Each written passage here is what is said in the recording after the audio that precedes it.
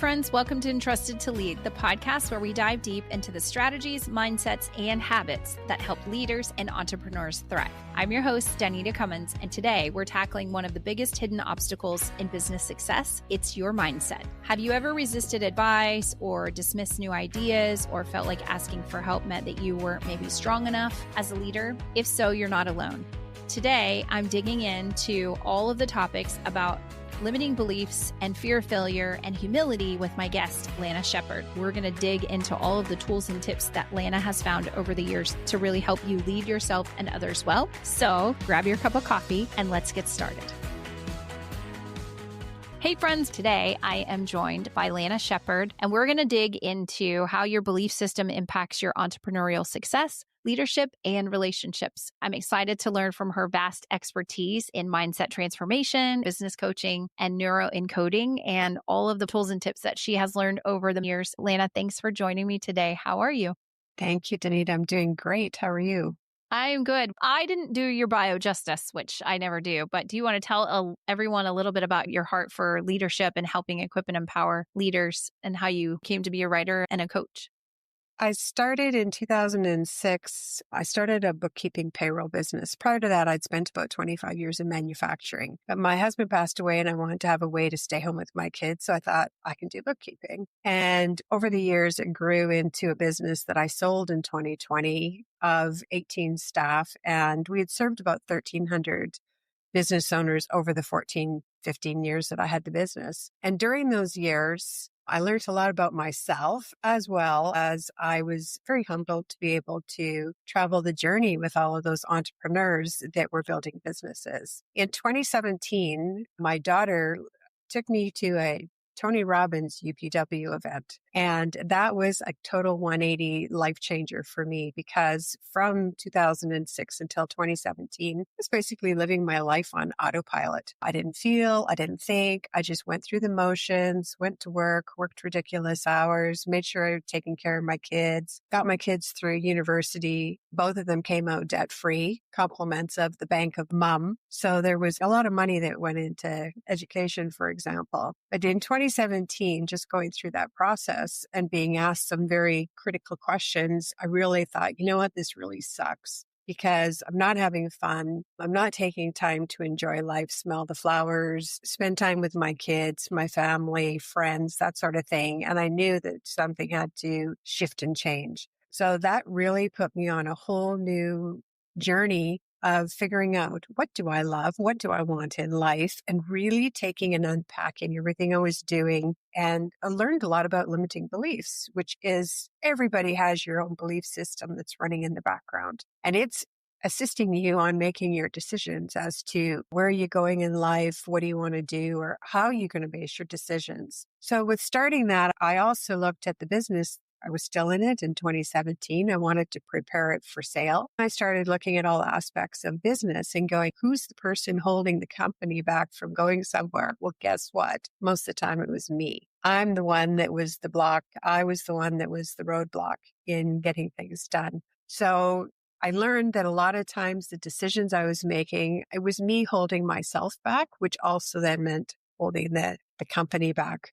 So fast forward past 2020, decide I'm sold the business. Now I just want to do coaching. COVID hits, shuts the world down. I start listening to Clubhouse, which led me on to John Lee and Vince Tan, who are two of my mentors. Then that also led me on to mastermind groups, being involved with more entrepreneurs again from all over the world. And now being in my 60s, I'm thinking, how can I give back? So my way of giving back is to write a book called Give Up. And it's basically talking about all of the different beliefs that I had and whether they served me or did not serve me. The first book I wrote is Give Up Ignition. And if you think of a hot air balloon, which is the rendition I use, I wrote about the first 11 is how do you ignite and put fuel to that balloon. Second one is Give Up Liftoff. Again, it's another 11 beliefs. How do you get that business off the ground? And if you think of when you put the fire to a balloon, it's sandbags that are holding that basket to the ground. So what are the sandbags that you have to let go of,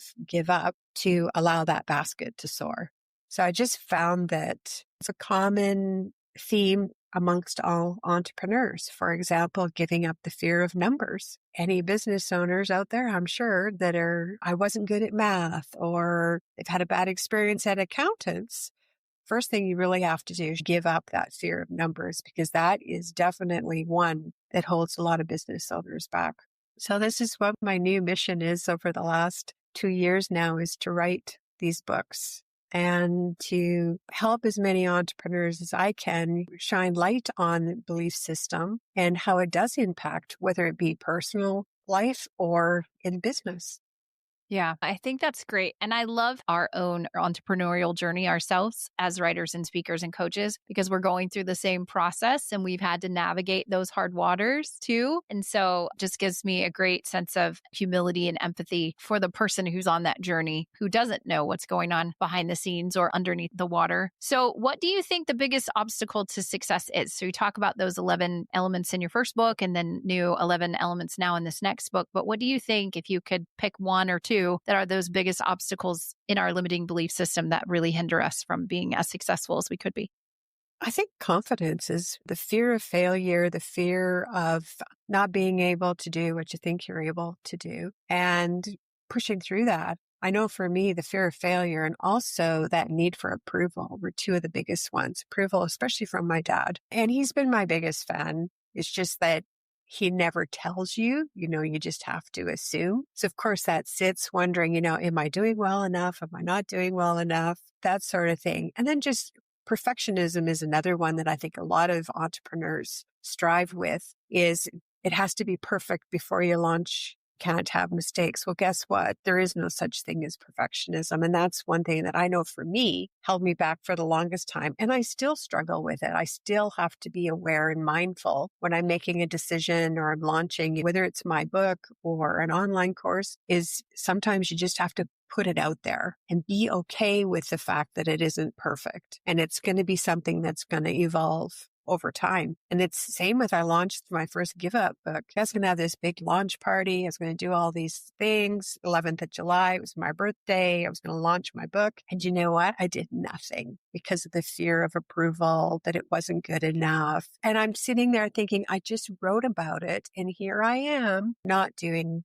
a darn thing. It was like I was paralyzed. I thought people are going to think it's awful, all these thoughts that go through your mind. So it doesn't matter how much work you do on yourself, it still could trip you up. It's amazing how that works. I now learned, from the first time around it, now just launch it and let her fly, because there will be something in that book that's going to change someone's life. Holding back is sometimes a disservice to readers or to your clients.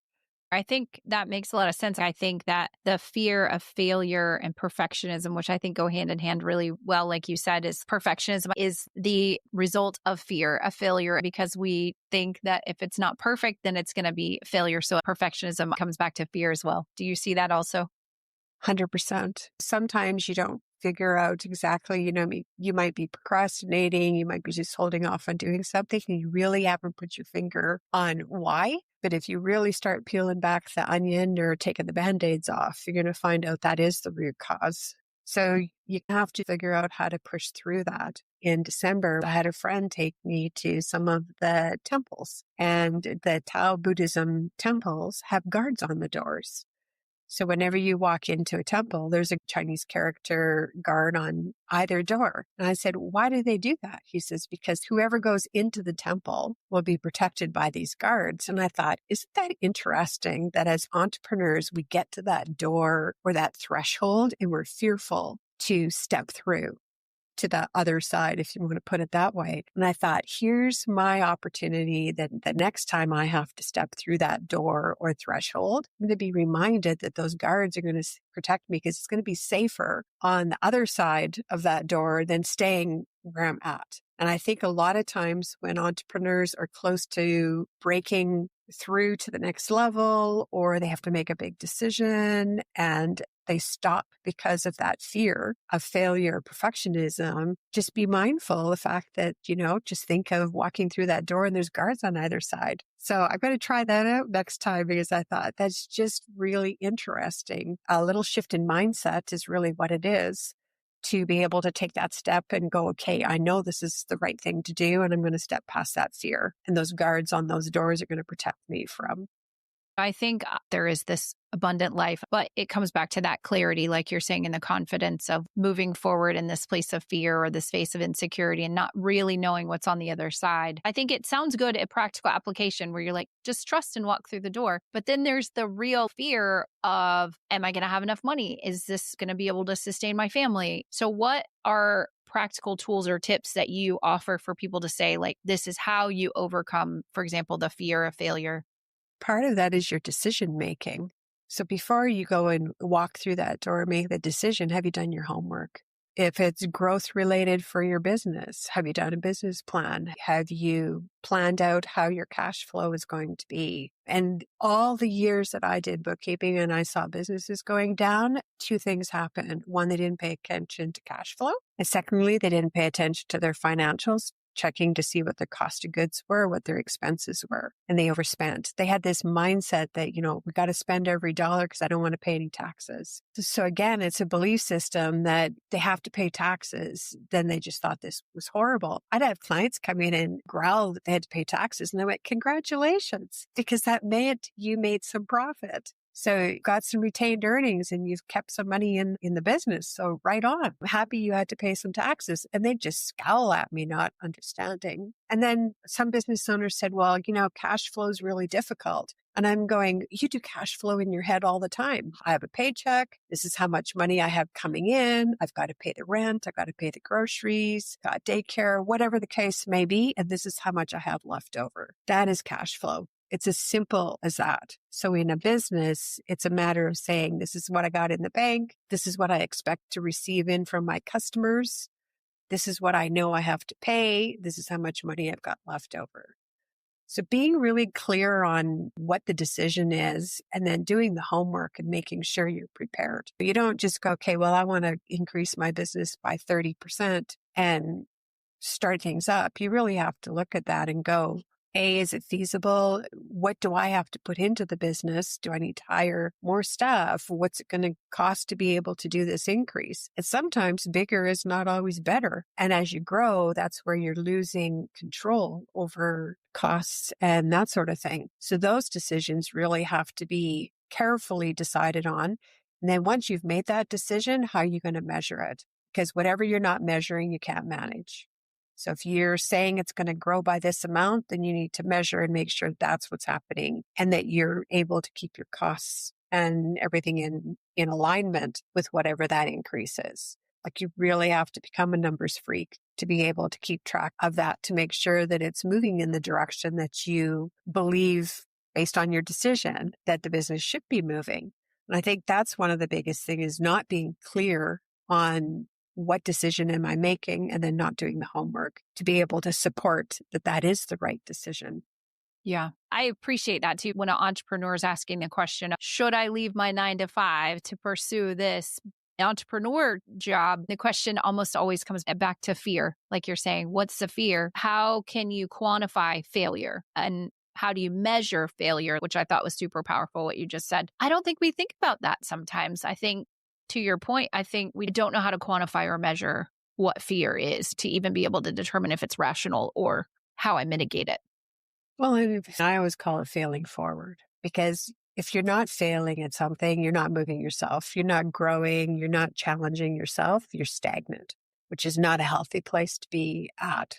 If there's failing happening, as long as there's lessons being learned and you're adjusting based on that, then I just call it failing forward. But I agree with you. And even through COVID, my daughter, to this day, she keeps telling me, Mom, I'm so thankful that you tell me that I should always have money set aside. She's a chiropractor down in Arizona. And I always told her, I said, you need to have 3 to 6 months money squirreled away personally as well as your business.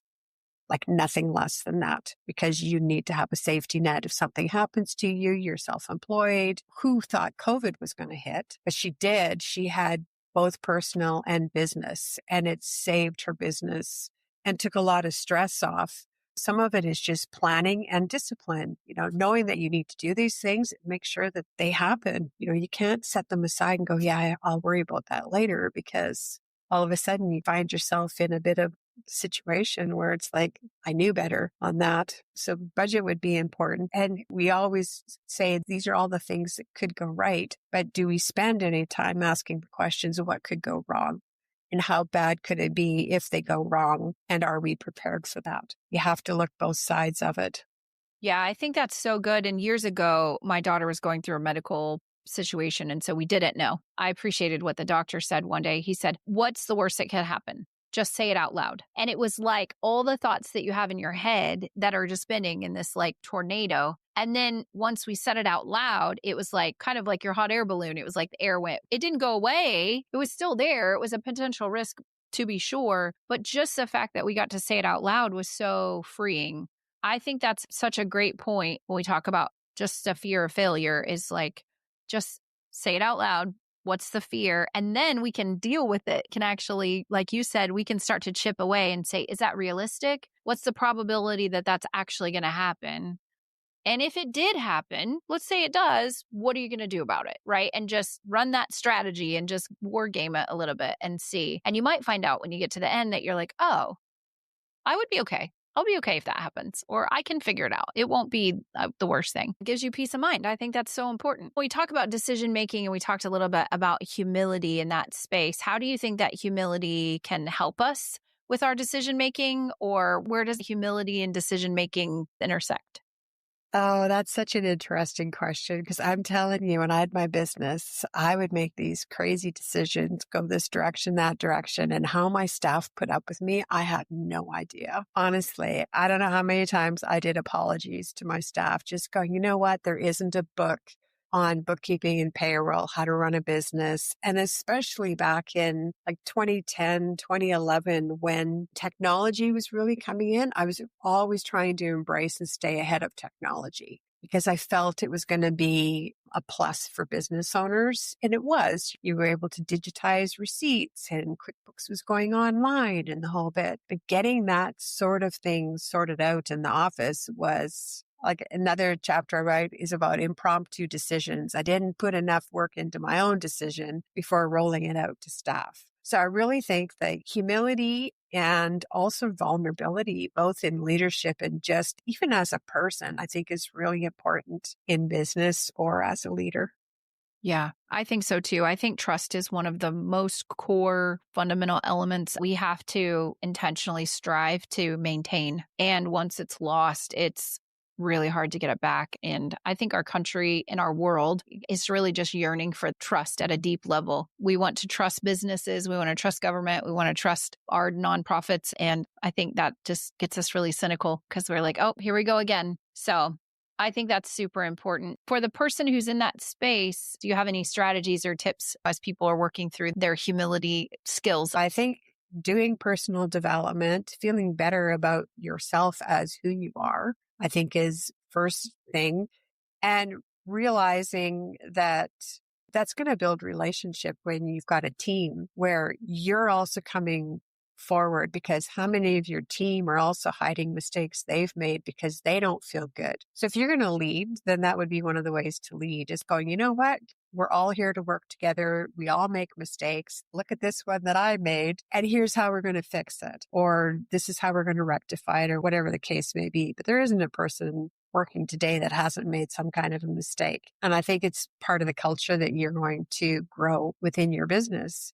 I think that's one of the things that happened with me was when they saw me going, you know, hey, I messed up. Then whenever there was something else going in the office, people felt a little more comfortable to either say, hey, I messed up on this, rather than trying to hide it under the rug. And then all of a sudden it comes this big problem. But they'd always say, I made a mistake and this is why I made the mistake. And here's the solution now on fixing it. It just helps organization to be more healthy when that's an open conversation that you can have. Where if staff feel that they say they've made a mistake, they have that fear that they're going to get terminated or scolded or feel like they've been to the principal's office, you're not going to have anybody that's going to come forward and talk about anything. And it comes from the top. The leader is leading by example. And it would be, hey, this is what's happened, but I recognize why it happened. And here's the solutions now that we have to implement or address to make things better. Yeah, I think that's so important. And I see that even with like my kids, as my kids get older, I try to do that with them in terms of like, walk me through why you made this decision and not be a hammer all the time. Years ago, I imagined my kids as these beautiful pieces of stone that are being chiseled one piece at a time. And that's a very intimate, intricate, like small little, you shave off a little side over here, shave off a little side over there. And I realized if we're not careful, we can take a hammer and knock off half the arm. We didn't mean to. So it was always one of these like physical images in my mind of like, if I as a parent am entrusted with them, and that's why I think leadership is so important and why I do the podcast is because as leaders, we're entrusted with the care and safekeeping of all of these other people every day. So to your point, our job is to chisel away the little pieces to help them be the best version that they can be. And that starts with us first, being honest and vulnerable, like you said. So I think that was really helpful. And support. So it'd be the same thing with the leader. If you've made a mistake, you should be able to go to your manager or leader and say, hey, this has happened. And you don't need to get bashed because you already know that part of it. It's like, okay, this has happened. Now, how does that leader manager support that employee to help sort it out, to rectify it, whatever the case may be, without, like you say, chiseling them and tearing them down. Nobody needs that. And it really doesn't solve the problem or the situation. There's too much of that goes on. But again, that comes back to the personality and the belief of the leader. Yeah, for sure. I think that's very good. So there's another question I wanted to talk to you about, a growth-oriented mindset and how we can really cultivate a growth mindset. So what are those practical tools and tips that we can take with us as we're constantly growing and uncovering these beliefs about our life and our success? I'd say education and personal development, and get a coach. Have a coach. If I could go back to 2006, 7, that is one of the biggest things. All the bumps and bruises and whatever, I don't think I'd want to change that because it's made me who I am today and how I grew. But the thing that I really wish I would have had was a coach. Somebody to walk the journey, somebody to guide you through situations, to shine light on where you need to work on yourself. And that was the biggest thing, is working on myself, getting to the point where I'm healthy on the inside, outside, dealing with my beliefs. Because when I came back from that Tony Robbins, it's like all of my beliefs fell out of the closet onto the floor. And it was like, okay, I'm not stuffing everything back in the closet. I'm going to look at every single one and I'm going to determine, is it serving me or it's not serving me? And as you're doing these things, then your mindset shifts, your mannerisms shift, your decision-making shifts, your relationship with family, with your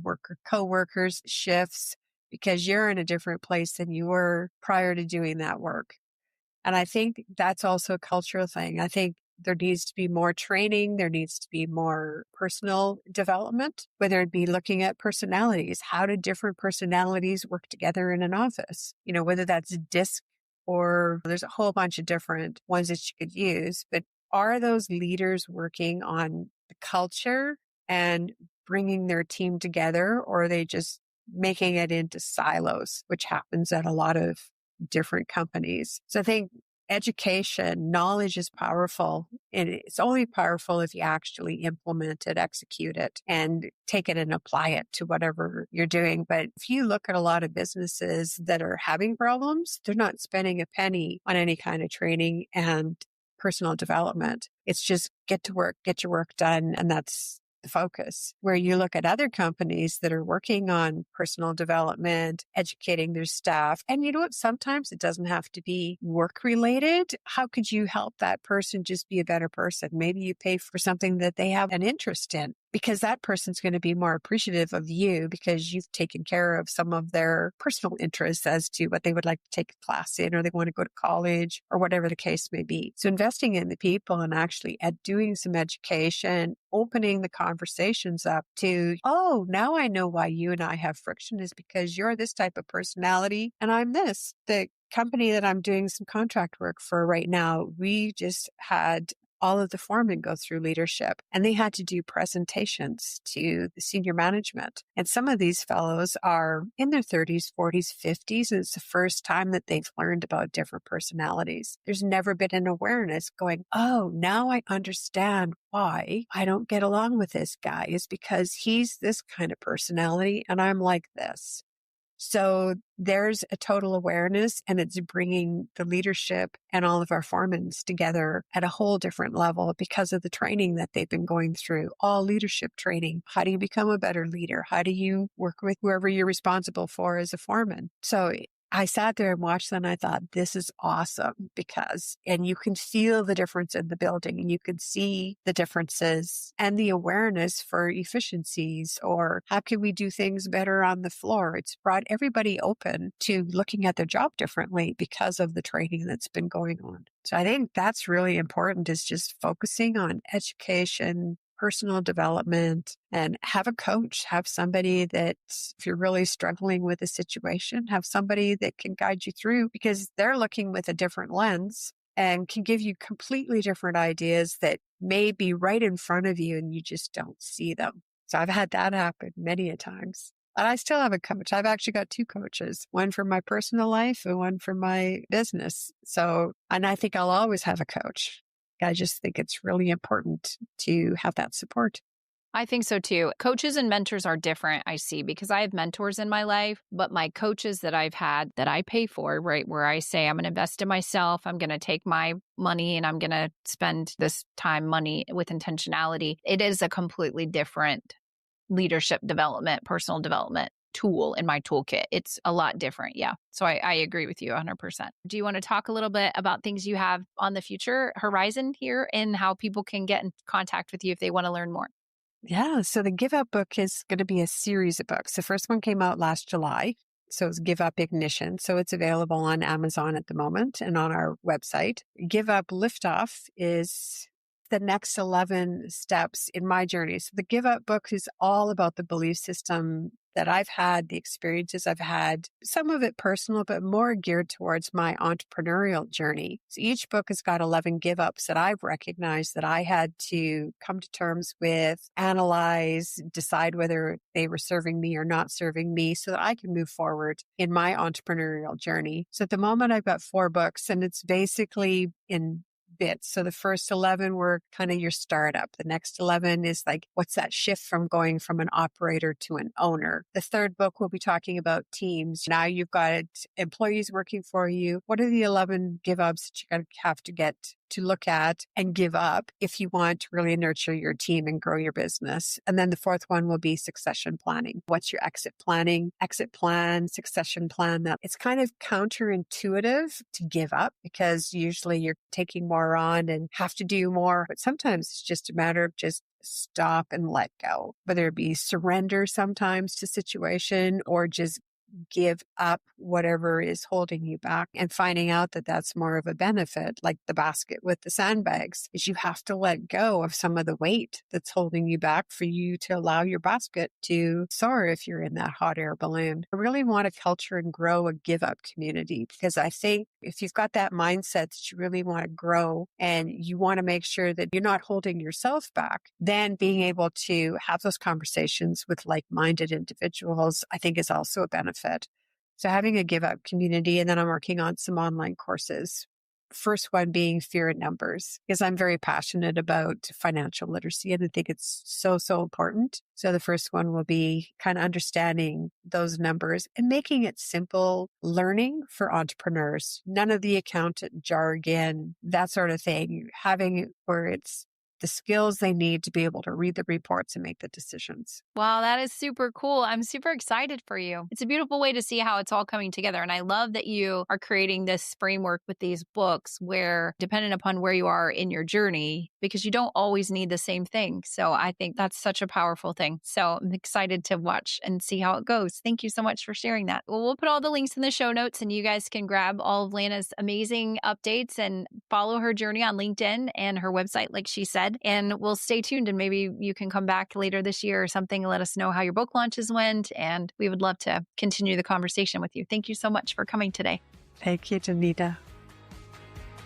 Hey friends, thanks for joining us today. I want you to remember this one thing, that our limiting beliefs can be a silent killer. For businesses, it affects our decisions, our growth, and our relationships, which are so super important. And this episode was designed to help you recognize the hidden ways that those limiting beliefs may be holding you back. And hopefully we gave you some practical strategies to move forward with confidence, adaptability, and success. So if you have any questions or you'd like to share a comment about how this episode is helping you grow or change your mindset, let me know. Leave a comment, share something on social. I'd love to hear from you. And don't forget to subscribe if you haven't already to the Entrusted to Lead newsletter. Every month, we'll be giving you tools and tips about how you can grow your organizations and navigate your leadership journey with success. So don't forget to keep showing up every day, even when it hurts, because you matter. I'll see you later. Have an amazing day. Bye.